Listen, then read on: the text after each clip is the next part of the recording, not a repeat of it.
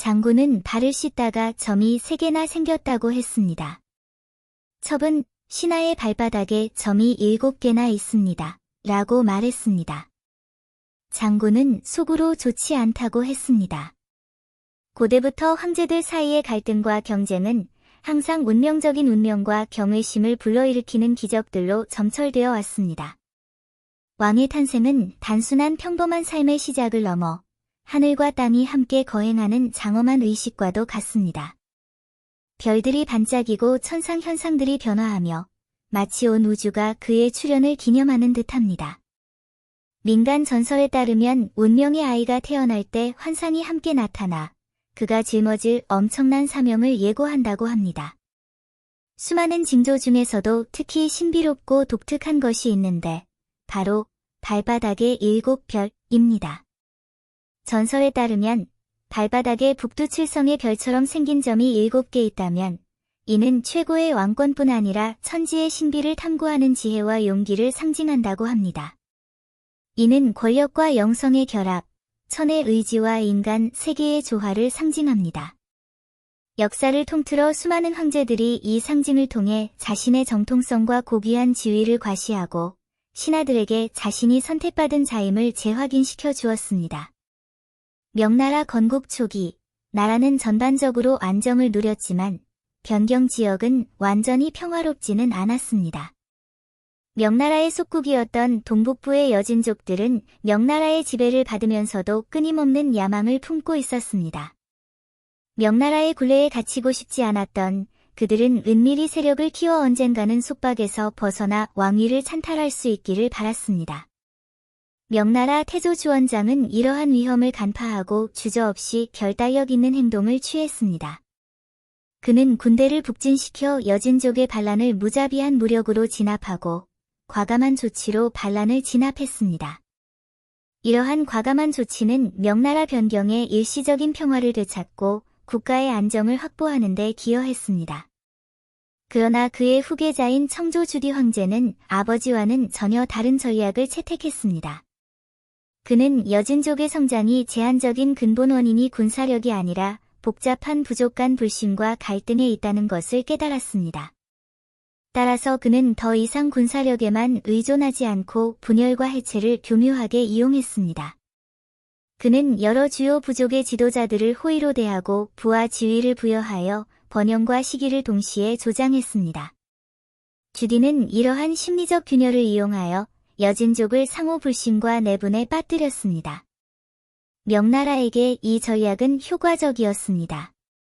명나라 조정의 그늘 아래 여진족은 단결하기 위해 고군분투했고 국경으로부터의 위협은 일시적으로 무력화되었습니다. 이로써 백성들은 잠시 휴식을 취했고 사회는 번영과 안정을 누렸습니다. 그러나 여진족에게 이는 돌이킬 수 없는 재앙이었습니다. 외부의 조종은 그들을 끝없는 갈등과 내부 갈등, 그리고 생계의 쇠퇴로 몰아넣었습니다. 많은 사람들이 집을 떠나 이주라는 고통을 견뎌내야 했습니다. 명나라 중후반에 이르러 여진족은 황실의 분열 전략을 점차 간파했습니다. 표면적으로는 황제에게 복종하면서도 은밀하게는 반란과 국경 침범에 가담했습니다. 만력제 시대에 이르러 여진족의 세력은 막강해졌고 그들의 지도자 왕고를 중심으로 세력이 확장되었습니다. 왕고의 업적은 역사 기록에 크게 남아있지 않지만 그의 손자 누르하치는 역사에서 중요한 인물이 될 운명이었습니다. 만력제는 여진족의 위협을 근절하고자 이성량 장군에게 원정을 명령했습니다. 이성량의 기병대는 막을 수 없이 맹렬하게 진격하여 왕고를 재빨리 무찔렀고 그의 목을 베었으며 10살 먹은 누르하치를 사로잡았습니다. 칼과 창의 야만적인 공격 속에서도 이 젊은이는 놀라운 불굴의 의지를 보여주었습니다. 칼날처럼 날카로운 그의 눈은 마치 덫에 걸린 짐승처럼 야만적이고 완고하여 풀려날 준비가 되어 있었습니다. 이성량은 이 광경에 감동하여 순간적인 연민으로 누르하치를 곁에 두었습니다. 하지만 누르하치의 어린 시절은 거의 비극적이라고 할 수 있었습니다. 어머니는 일찍 돌아가셨고 계모는 차갑고 무관심했으며 아버지와 계모는 그를 가혹하게 대했고 외할아버지와 삼촌은 그에게 무자비했습니다. 극심한 고립 속에서 자란 그는 일찍이 생존을 위해 스스로에게 의지해야 한다는 것을 깨달았습니다. 체포되던 날, 칼과 창에 맞서면서도 그의 눈에는 두려움이 서려 있지 않았고 오히려 나이를 뛰어넘는 결의가 서려 있었습니다. 그 순간 마치 운명이 그의 가슴에 새로운 맹세를 새긴 것 같았습니다. 그는 더 이상 겸손한 고아가 아니라 비범한 여정을 떠날 운명의 전사가 된 것입니다. 이청량의 군영은 누르하치의 시험장이 되었습니다. 노비로서 그는 굴욕을 견뎌내고 군대에서 생존과 전투의 기술을 익혔습니다. 그의 체격은 점점 커졌고 그의 결의는 더욱 굳건해졌습니다. 운명은 이 젊은이를 은밀히 빚어내며 시대를 바꿀 수 있는 인물로 점차 키워가는 듯했습니다.